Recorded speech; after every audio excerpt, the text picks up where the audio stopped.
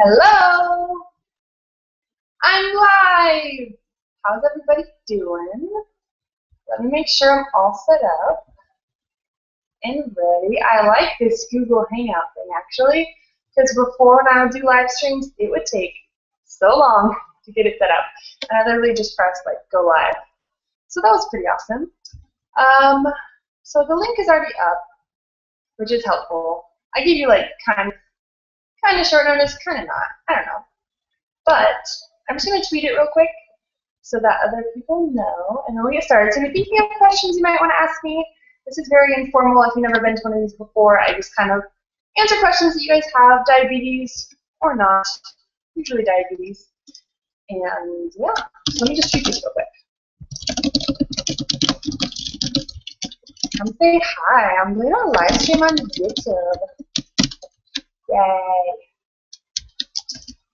Hashtag diabetic Danica. What? Tweet that. Gotta tweet that. Gotta tweet that. Alright. And I guess I'll do one more Facebook status too. Because well, I already disclosed that like 3 times. That's okay. One last time. I love you.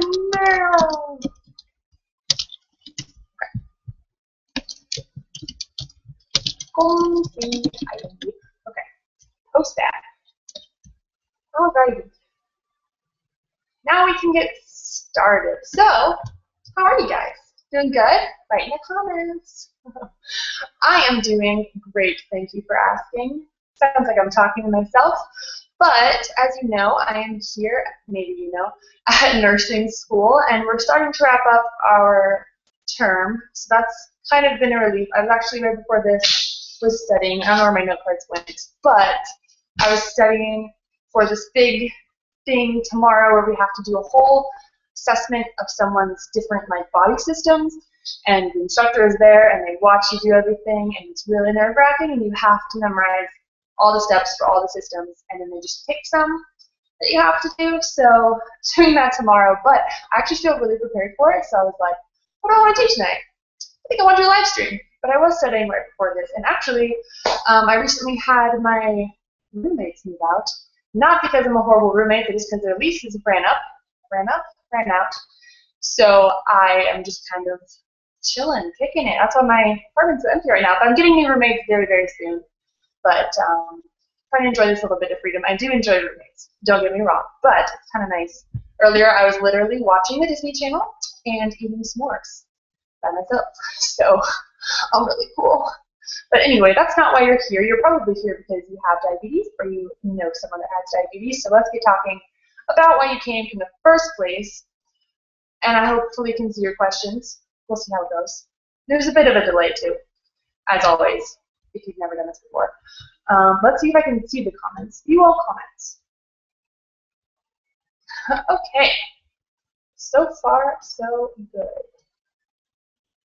James Haddock says, what's up with the Christmas lights? Well, if you've never been a 20-something girl in college, which I'm guessing by your name, you have not, then you probably don't know that most of them enjoy a few twinkly lights here and there. So I do not consider those Christmas lights. I consider those twinkly lights. And I think they add a nice, happy glow to a very otherwise boring apartment. So yeah. Monique Peterson says, hello. Hello. How's it going, everybody? How is it going? So, my last video was the pump selfie video, and I just wanted to say that that was like turned into such a cool thing. Like I just kind of took a picture with my pump and I, like it's a person, and I posted it, and I was like, this would be really cool if everyone did this, because before I did the one where you take your pump, it looks like a phone, and that was really fun, but that was when I had less people that kind of knew about my channel, and so I didn't get a whole lot of pictures. I got quite a few, but I thought it'd be fun to do it again, and so I did, obviously, and it was so awesome to just see like all the different people that watch my videos or at least have liked me on Facebook, because I don't know, like sometimes it feels, even like live streams feel very one-sided, and so it's cool to see your actual face and like put a face to the name of people that are following me on YouTube. It's much more that way on Facebook where your face is usually right next to it, but on YouTube a lot of the time it's very kind of anonymous, so not really now that it's Google+, but you know what I mean. So it was cool to just see you all and to see all the different pumps and see your happy faces. So I want to thank everyone that did that and that sent in a picture, and I want to apologize again for the people that didn't get their picture in it, because I really did try my best, but there were some I had no idea what the purpose of the picture was, if it was for me or for the Show Me Your Pump campaign. So it is what it is. But maybe someday I'll do another kind of like send me a picture of you type of thing, maybe like with a blood sugar. Oh, that would be a good one. With the blood sugar. I like that idea. We'll lock that one away. But yeah, so I hit 6,000 subscribers on Sunday, I think. And that was a big deal for me. Probably not so much for you. You probably didn't care. But I did. And I was very happy with it. Although, I mean, like at a certain point, it like starts becoming like hard to imagine. Like it's just a number, kind of. Like I know what 6,000 is, but I can't really imagine what that many people looks like. So it's kind of weird, because that seems like kind of a lot.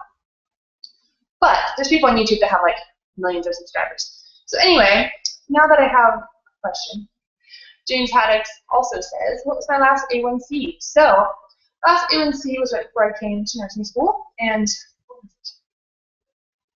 the last three are kind of blending together because they were all around the same.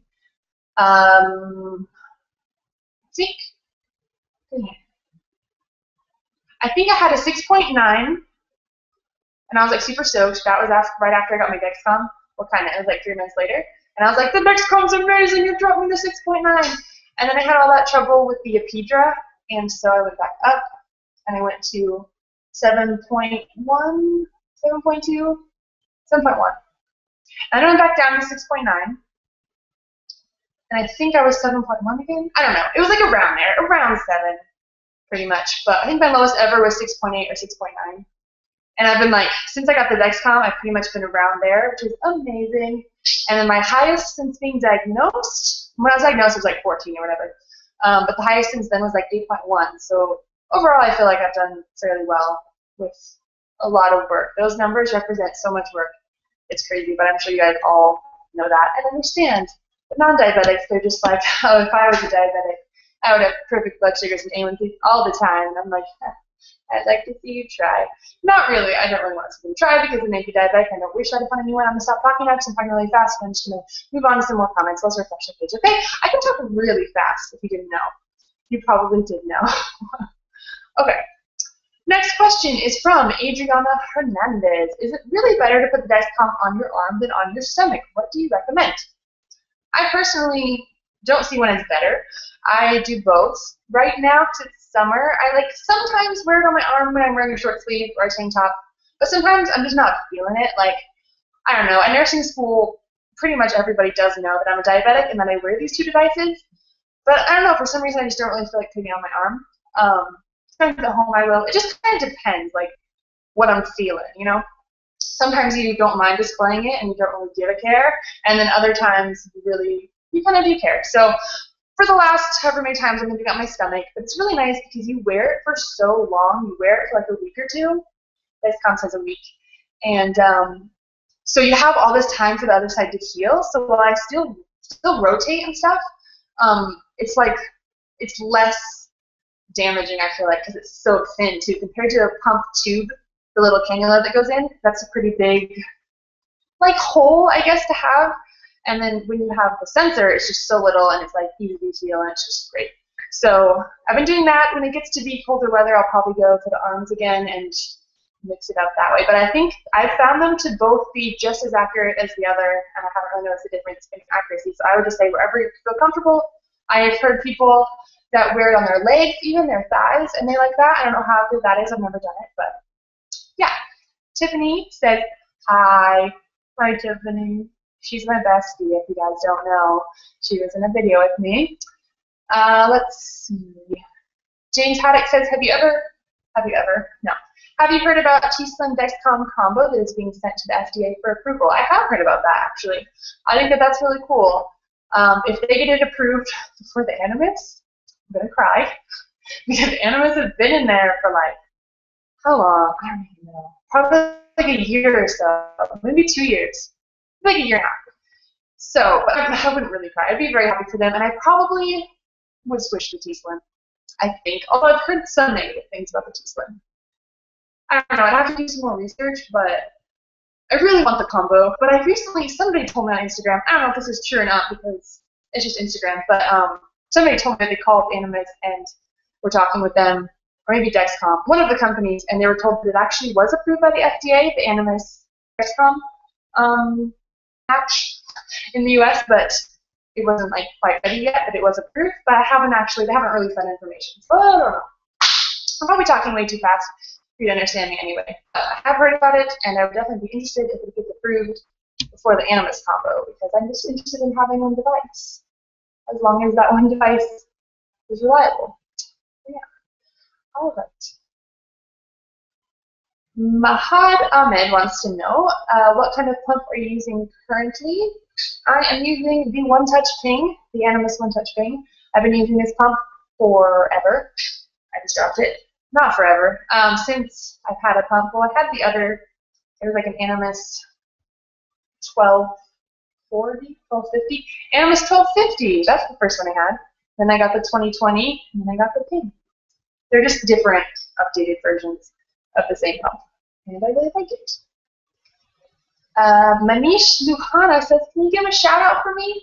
I don't know if you mean right now in this live stream or in a real video, but shout out to Manish Luhana.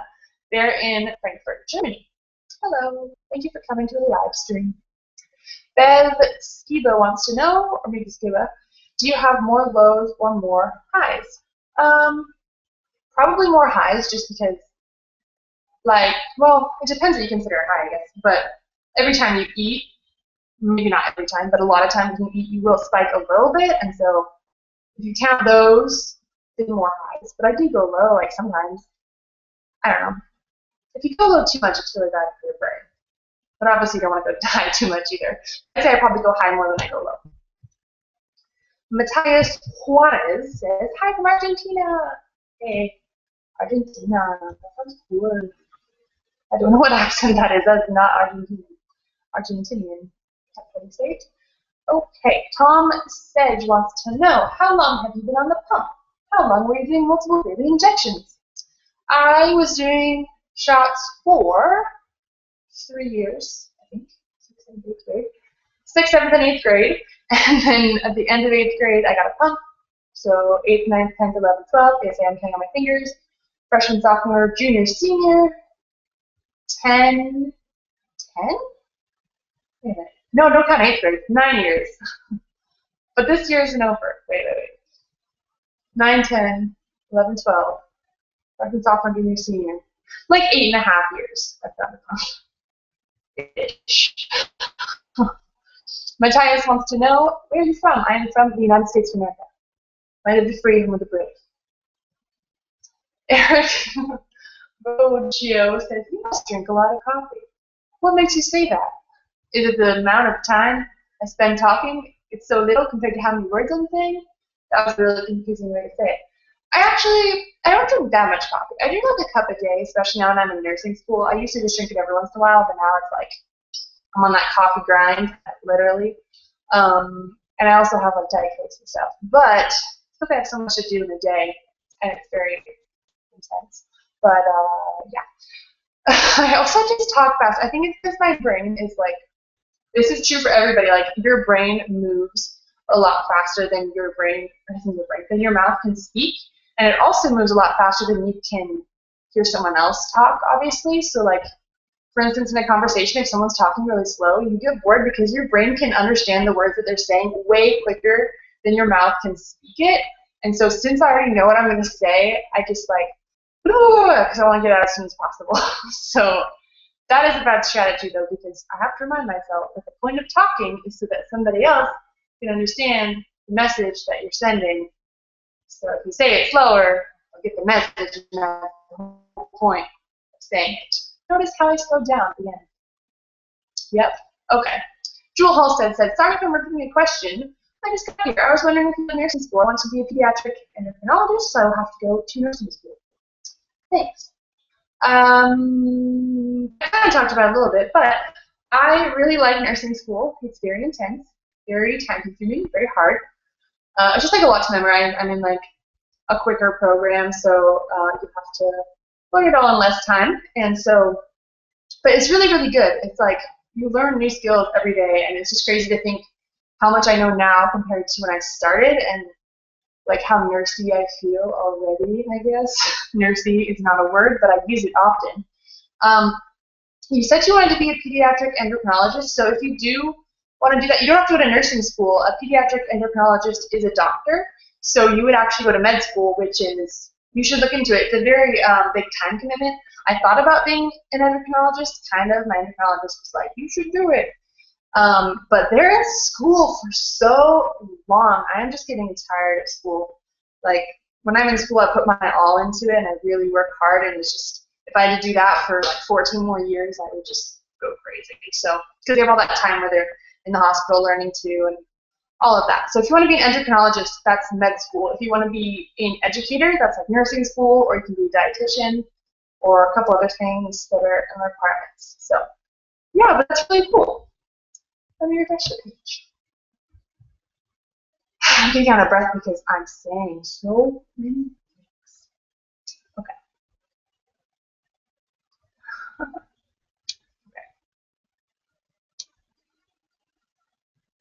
Bev Skiba wants to know, what do you like to do for fun? What do I like to do for fun? Lately I don't really have that much free time, but when I do, I like to just, it's going to sound really cheesy, I like to see new places a lot, like just kind of walk around and see what I find, and man, that sounds cliche, but it's really fun. I like to like walk outside. I love the sun, I love the beach.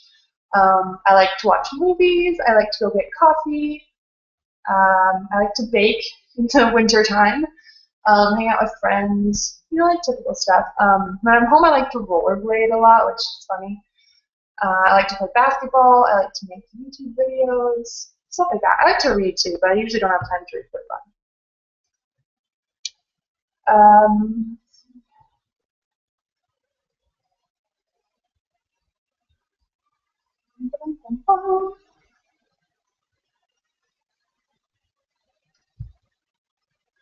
Somebody's trying to give me advice about how to slow down my thoughts to become more relaxed. I'm not stressed right now or anything. I don't know. I honestly like having a lot of thoughts in my brain at once. I'm a big fan of multitasking, so I'm cool with it. If it annoys you, though, you can go. It's fine. Not in a mean way. I didn't mean that. That came out really weird. I just meant like I'm okay with it. But yeah, okay. Manish Luhana. I don't know why I'm doing weird accents on everybody's names. Manish Luhana says, "Do you eat desserts often?" Question. Not a great. Often. Often is a relative term. I eat desserts like whenever I have them around. Like since I'm at school and I'm buying all my own food, I tend to eat less. Less and then like less bad. So just like if it's around or if it's free. Like my roommate moved out, so she left a bunch of her food, and so that's why I had s'mores because they were here. So, but yeah, I don't cut back really unless I'm already really high, then I won't do it. But if I'm low or if I'm normal, I'm just going to bolus for it and make sure to, cover it with insulin. So that's how it goes. She also, I think Keith. I didn't see your picture before. Do you know if there's a way to stretch or make the honeymoon period forever? There's not a way to make it forever, as far as I know, but there's probably a way to stretch it out. I know of one person who, I don't really recommend this. I don't know, this is what they did. They just cut carbs out of their diet, and I don't know, I felt kind of bad for him because he was a little kid, and I feel like that wasn't really his decision, and that's kind of a big thing. You kind of need carbs for energy, but basically they cut out carbs so that he didn't need his bolus insulin, and so since he was in the honeymoon phase and still making some insulin, that was enough for his basal, and so he just wasn't on insulin. But I'm guessing that he still checked his blood sugar to be sure he was fine, and then eventually, just that's how it is with type 1, because it's an autoimmune disease. Your immune system is going to, take care of those cells that make insulin. So I don't think it can be forever, but I think it could potentially be stretched out. I don't know. I'm sure I will know one day, though. I'm a diabetes educator. I'll have to get back to you. Yeah. Let's see, what's Mahad Ahmed said, how long have you been a diabetic? I have been a diabetic for almost 11 years. It is my diabersary on August 28th, no, 27th. I always say 28th. August 27th, so about a month more, and I'll have 11 years with diabetes. It is crazy stuff. Let's see.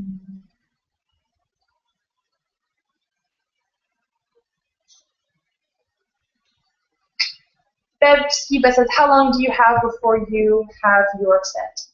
I think they meant before you change your set. I changed my set, well, you're supposed to change it every 2 to 3 days, and I try to. Sometimes I leave it in a little bit longer because, I mean, you're not supposed to, but it works for so much longer sometimes. But sometimes it literally poops out on me like day 3, the hour pretty much that I insert it. Like if I insert it at night, it dies at night. If I insert it in the morning, it dies in the morning. 3 days later. And it's like, oh, I should change this. But other times, it'll last forever. So I'm trying to get better. I'm trying to set alarms so that every 3 days I really do change it. But yeah, because if you wait longer, sometimes it gets red and you don't want it to get infected and stuff. So it's better to do it more often. So yeah. This is a really good question from Jules. She said, what activities or sports make you go low and which ones make you go high? Guaranteed low is walking. If I walk for more than like, I don't even know, like 15 minutes probably, I am guaranteed to go low. Well, maybe half an hour.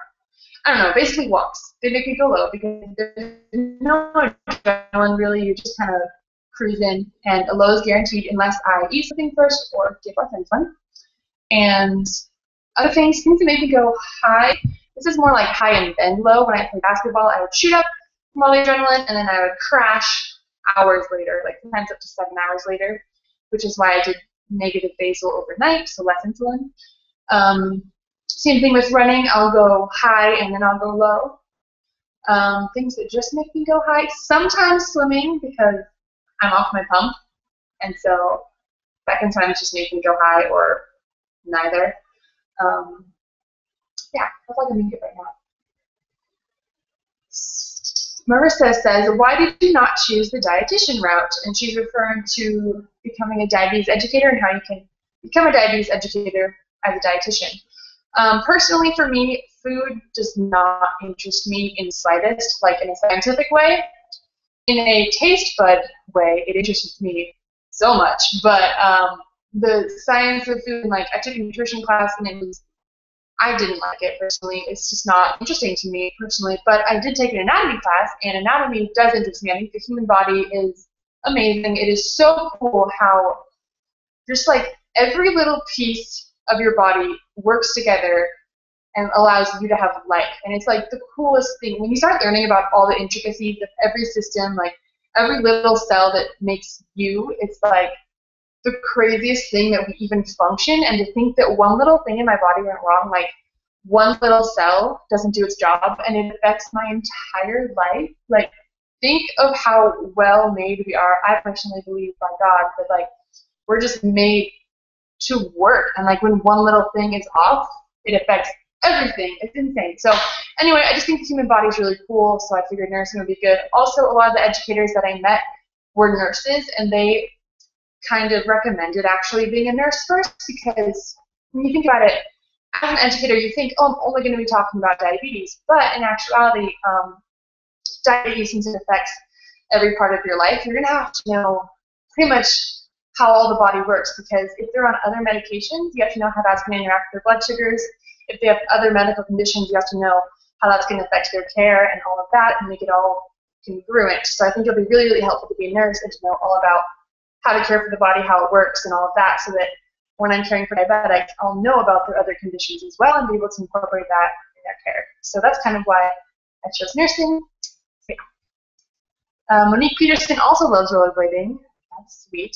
I haven't rollerbladed in so long. So long. Okay.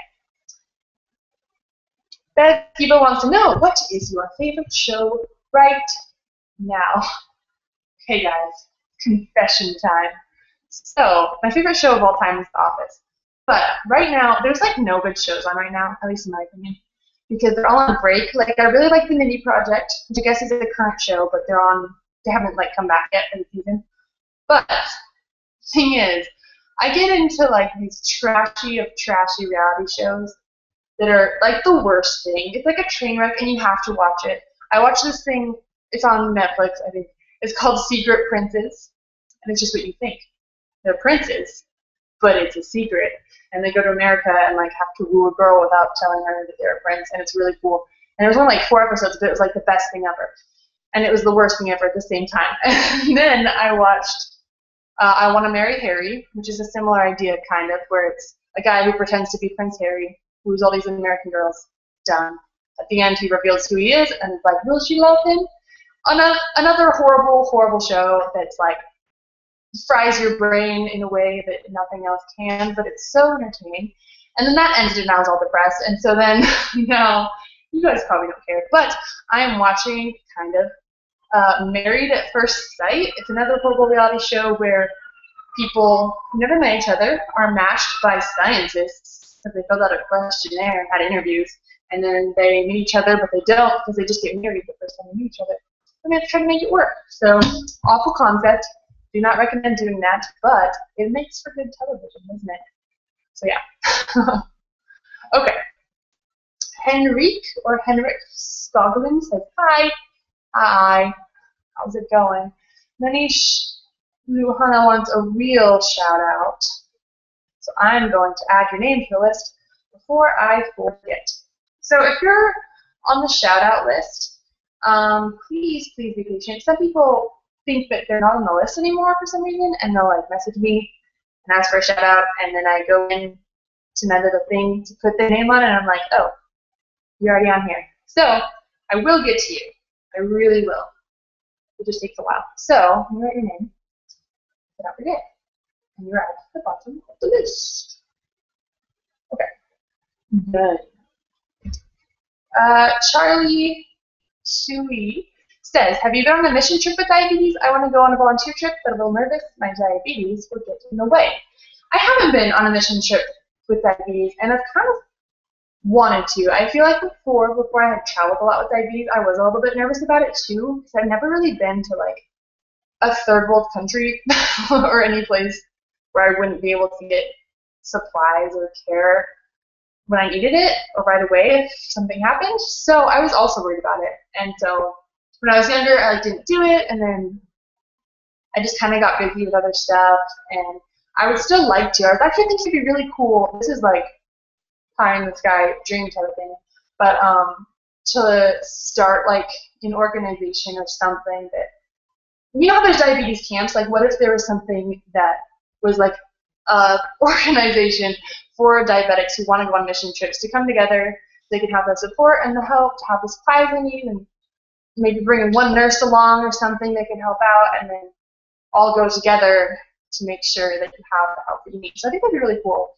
I don't think anything like that exists yet, but I think it's a good idea. I don't know. But no, I have not been on one yet. If you go, let me know.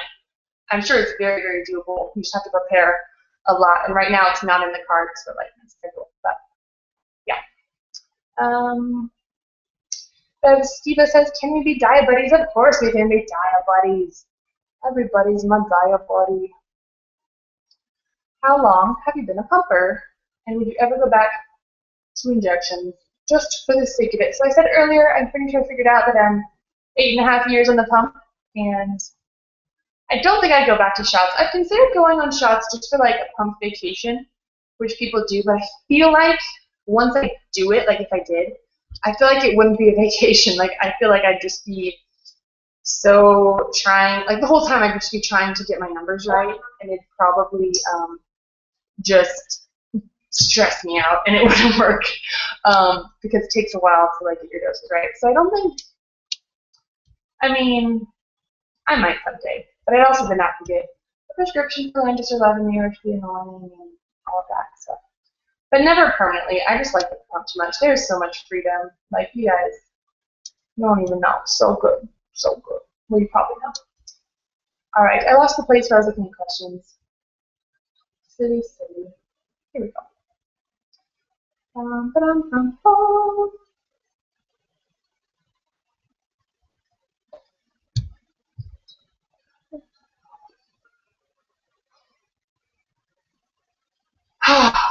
Sorry, I'm just trying to find a question. Okay. Jewel Halstead says, I am doing my second pageant this year and I just got my pump. I was wondering if I should wear my pump on my leg, where it won't be seen, or wear it on my arm because of the Show Me Your Pump campaign. I think that it would be really cool if you wore it to be visible, just because like it's kind of a thing now, I feel like. So Sierra Sandison did that, and then also someone who won something. I forget. It was like a little small, it was like not as big obviously as like Miss Idaho, but it was a title and she won and she had shown her pump, so that was really cool. So if you're ready to rock it and do it, that's totally fine. If you want to do your first pageant with a pump with it hidden, I totally would understand that though. Like you could totally just do one with it hidden and see how you feel and then see if you want to do it. But I think more power to you, like go for it. You don't have to be ashamed of it. It's awesome. All right, and then Eliza Zachary says, have you ever been to any conventions? If so, how would you prepare for one?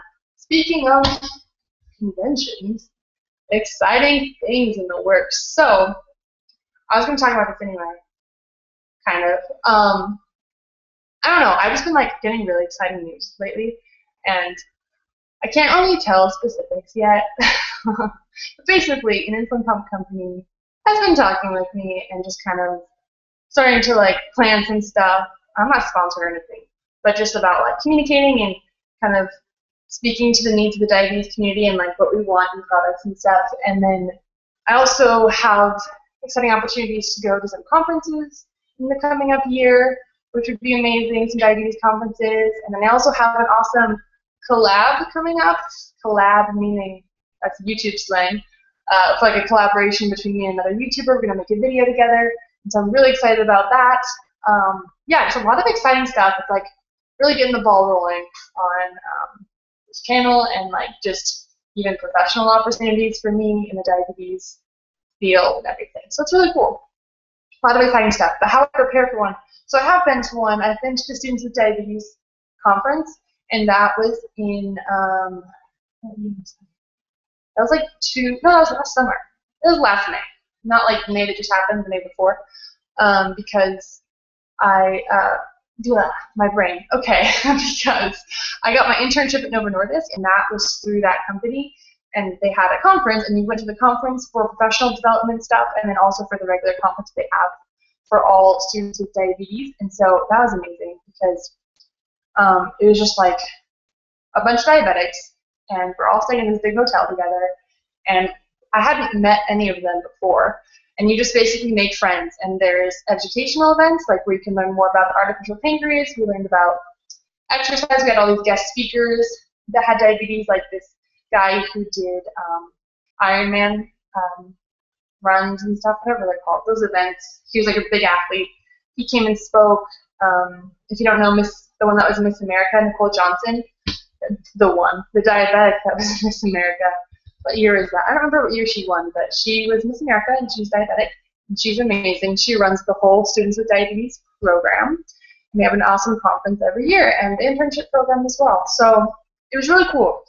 And then we also had, so like I was saying, we had those educational events, and then we also had like a bunch of fun events. So we had like a dance party, we made a music video, we had time to just hang out, go to the beach, meet people, and it was really, really cool. So how did I prepare for it? Just like any other trip, you pack a lot. I have a travel with diabetes video where you basically overpack a lot of diabetes supplies, a lot of snacks, and just come with an open mind, ready to meet people, ready to talk and make diabetic friends, because they're friendships that last a lifetime. You just connect in a way that nobody else really can because you have that thing in common, and it's really, really cool. So I hope that you go to a conference. Let's see. Marissa Gill says, does anyone have diabetes in your family? Nobody has type 1. That's why we were so shocked that I got it, because we never even heard of it, and it was really, really bizarre and surprising. But let's see. Some type 2s. I think my grandma's sister has type 2. Yeah.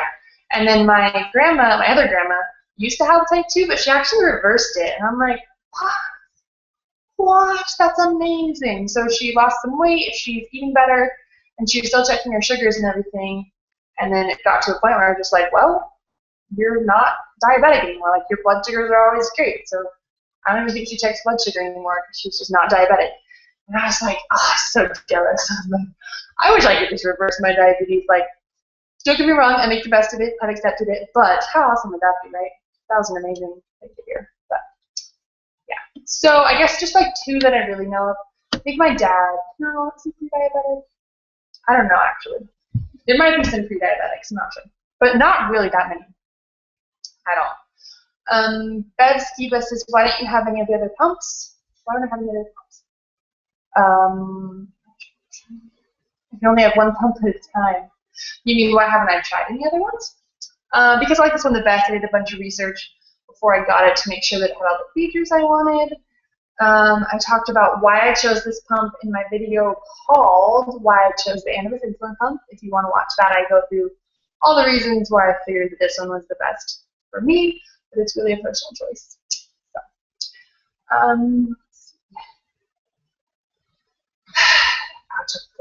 from talking fast. How do you nicely explain to people that you don't have type 2? I try to be nice and explain it, but some people just don't listen. That was said by Jewel Halstead. Okay, so I've been talking about this I feel like, kind of frequently lately, but that's mostly just because I'm in nursing school, and so diabetes comes up so much in nursing school. Like, you have no idea. Sorry, I'm just getting a little bit more comfortable. It comes up so much, and it's almost always type 2, and so it's very, like, frustrating to just hear all these things about how, oh, you should prevent it, and, oh, like, let's reverse it, or fix it with diet and exercise, and you're just sitting there, and you're like, no, say type 2.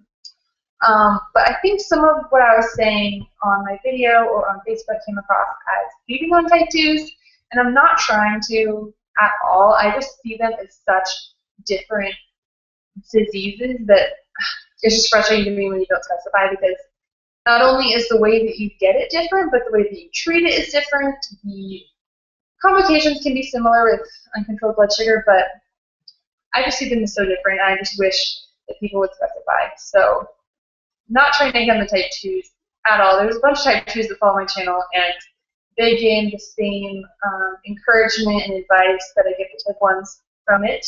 So I really, really like that. But how do I explain that I'm not type 2? I usually just go through, like, if someone asks if I'm diabetic or, like, ask me what something is, I'll always,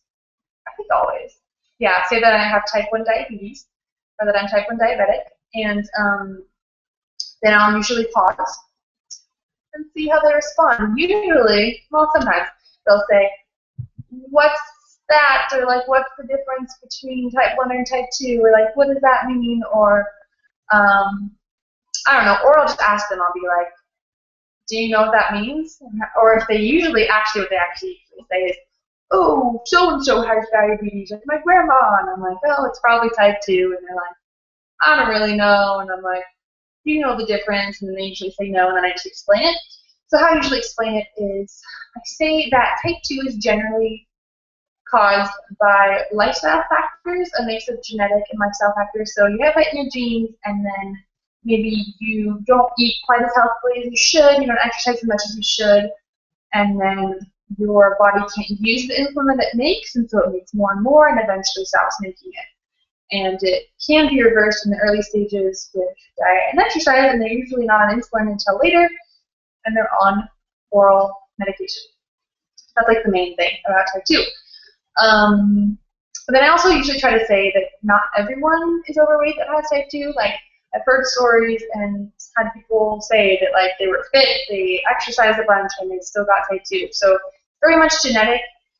You could even, like, it's so genetic that if you were overweight and you were, like, the fattest person on the world today, and you didn't have it in your genes to get diabetes, you wouldn't get diabetes. You wouldn't. It's genetic too. So anyway, I explain that. Maybe not in that much detail every time. And then I say that type 1 is an autoimmune disease where literally your immune system attacks your pancreas. You stop making insulin, and you need that insulin to use the food that you eat for energy. And so what happens if you don't have insulin is you basically starve yourself. Your body can't use the sugar that it eats, and you waste away. So everybody needs insulin, so you take it artificially to control blood sugar. If that makes any sense. I usually probably say it slower. I pause for questions and try to explain everything really well. So that's how I try to explain that I'm not type 2. I usually just go about it by explaining the differences and saying that I see them as very different diseases and all of that. And I usually will tell you about someone that had poor control, and that's because that's who you get the stories about. Like, there's no cool stories, well, not very many at least, about like a diabetic who really controlled it. Like, nobody really hears those. They hear about the horror stories, and so when they hear that, they're gonna be like, oh, all diabetics will get their leg chopped off. And so then they'll tell you like, oh yeah, my uncle had diabetes and he got his leg chopped off, and you're just like, so because the reason you're, oh my gosh, no, is because they don't realize that it's uncontrolled diabetes that causes that. And so whether it's type 1 or type 2, if you're high all the time, it's not good for your body. And for complications, things that you don't want, adverse effects are going to come from that. And so it's just important to explain that they're not inevitable complications, but that they come from poor glucose control. So I don't even know if I really answered your question, but that's what I kind of do. So, okay, let's move on. Moving on.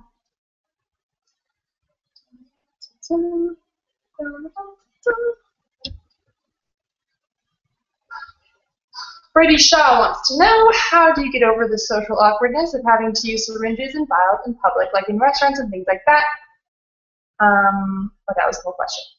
How do I get over awkwardness of having to use syringes and vials? Honestly, 100% honestly, I never did get over that, because I was using shots when I was 11, 12, 13, and at that age, you really, really care about what everyone thinks, and you're usually very self-conscious, and so I don't think, did I ever give a shot in front of, like, I would give a shot at home in front of people, like in front of my friends, in front of my family, blah, blah, blah.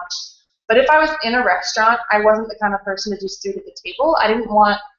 I'm not someone who really likes attention almost, which might sound weird to you because you're like, but you put YouTube videos up, and that's kind of like attention, but I don't know, like, I don't like to have the spotlight on me usually. I mean, there are occasions just like anyone, but mostly, and so I don't know, I just didn't want people staring, I didn't want people wondering what I was doing, so I usually go to the bathroom. When I was on the pen, I think I did it in public more often, but I was also getting older, so like when you get older, then you realize that it's okay, and you can just explain it if people freak out, and most people don't say anything, and all of that, but I mean, usually I would go to the bathroom, to be honest. But I think it's awesome when people do it in public, and you shouldn't be ashamed that you have to take your medicine. Like, that's what you have to do. And I heard this awesome thing one time that was like, it was comparing like a diabetic and non-diabetic, and it was like, well, your pancreas just secreted insulin at the table. You're saying I can't get my insulin at the table? Like, what's up with that? But yeah, so I didn't quite reach the age where I could get over that, but I think it's cool people do. I have, however, when my pump runs out of insulin and I have to draw up insulin, it's like a needle and a syringe, and and a vial, and I have done that in public a couple times, so I think I am getting used to it.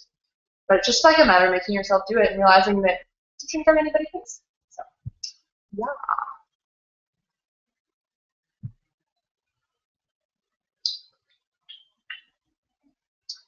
Oh, he also asked, what's the best way to keep insulin cool when traveling? I don't really have a really good system for this. I basically have this bag. Actually, let me go get it real quick.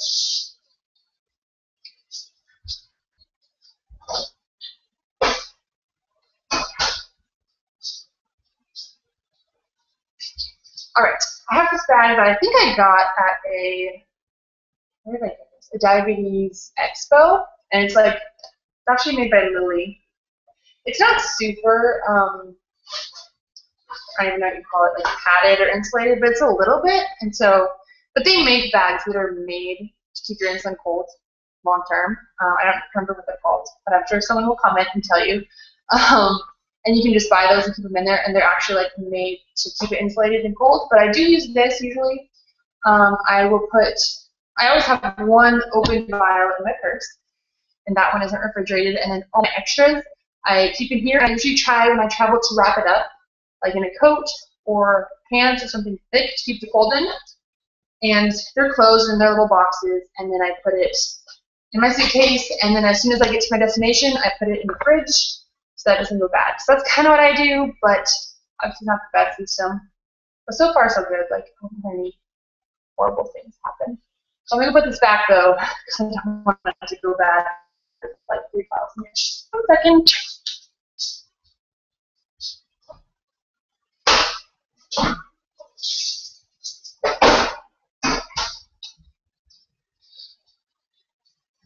Okay. Let's see. Let's see.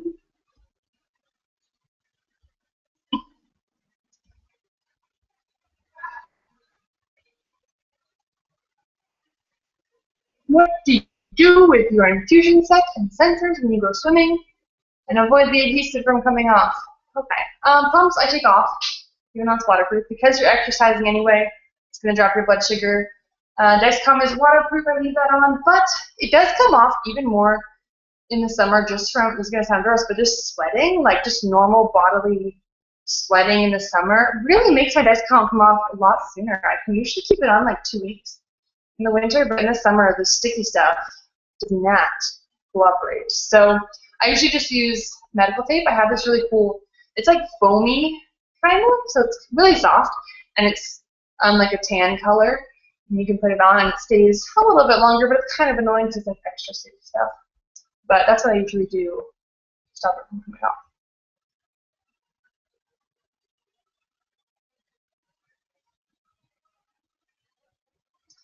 Okay. Wendy Peterson says, are there any complications that you are keeping an eye on or an eye out for because your doctor thinks you are likely to develop them? No, there's not. I mean, they always check for the typical things. When I go in, they check my eyes, they check my feet, all of that. So far, so good. Because I have, I think, pretty good control, they're not like seeing any problems or anything screaming out at them. Andy Anderson wants to know, do you have any advice for a 5-year-old little boy diagnosed when he was 2 who is getting a DEX soon? We found your site through searching videos on DEX. That's so cool. Do I have any advice? I'm just going to say congratulations. I think that's really exciting. Obviously, I'm not a 5-year-old, so I don't know how he's going to react to it. But you know that there's a lot of little kids that wear it and that love it, and their parents love it. More importantly, I mean, not more importantly, but in addition to that. So I think it's really good. So advice for you is to just try not to be overwhelmed by all the information. I've heard that it's sometimes not for everyone because you might be overwhelmed with just constant blood sugars, but I personally found it very helpful.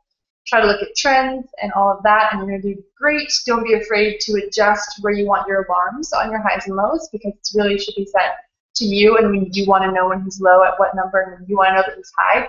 If you want to know that he's low at like 100, he's not low obviously, but if you want it to alarm so you can see and make sure he doesn't drop lower, that's fine. If you want to know when he's high, but you don't really want to know till he's like 250, then do what you got to do. So it's really up to you.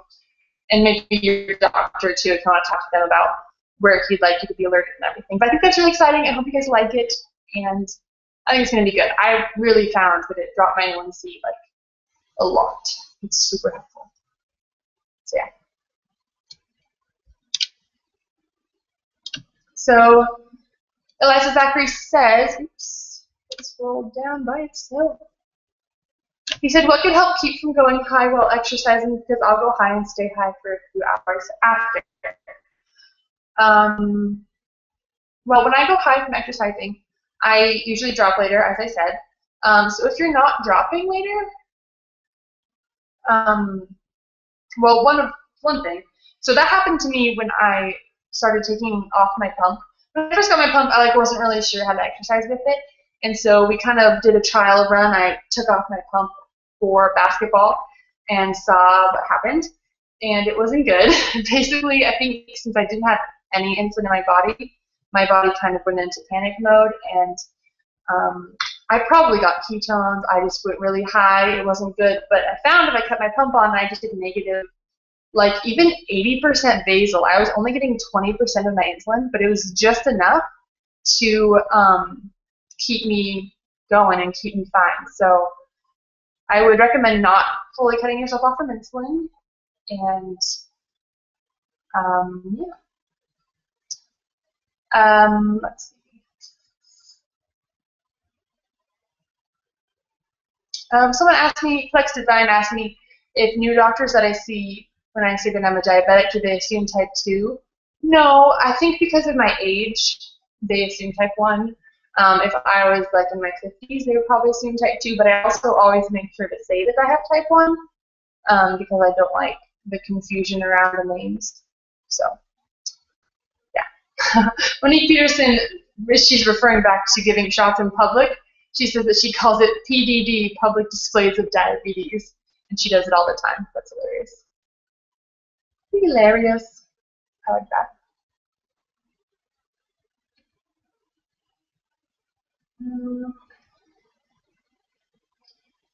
Marissa Gill wants to know, what is your favorite snack to have when you go low? My favorite snack to have when I'm low is anything that I am craving, which can vary. Sometimes I really want a donut. Sometimes I really want Nutella. Sometimes I really just want flat out chocolate. There's a trend here. I just want chocolate, usually. But sometimes you just really want, like, whatever you see. Like, the other day I was low. Actually, yesterday I was low. And I had some leftover pizza in the fridge, and I saw it, and I was like, I really want that pizza. But I didn't have it because I'm like, pizza is not a good low snack. It takes forever to hit your system. No. So I saved it. But I really wanted it, you know? Kind of just like a weird thing. Basically chocolate, though. Nutella is like the best thing, but you gotta limit yourself because once you get going, it's really hard to stop. So, just so you know. Just so you know. Okay. I have to go pretty soon because I have things to do. But if you came, I want to thank you so much for coming to the live stream. I hope that it was semi-entertaining because they're always very just like, let's talk for a while, and there's no structure, and hopefully you got your questions answered. So yeah, I thank you so much for coming, and I hope you had fun. And I have a really hard time cutting these off quickly for some reason, but please leave a comment down below if you liked it, or give it a thumbs up or something, and I'll see you very soon for a new video, probably not till have some time, probably not this weekend is what I'm trying to say, but the following, well, I'm trying to think what my next video will be. I don't think I'll have time this weekend or next weekend, but like shortly after next weekend I should have time, maybe in the week. You don't care. You'll see it when you see it. It'll be like a week or two. Okay, that's great. Thank you for coming. Bye.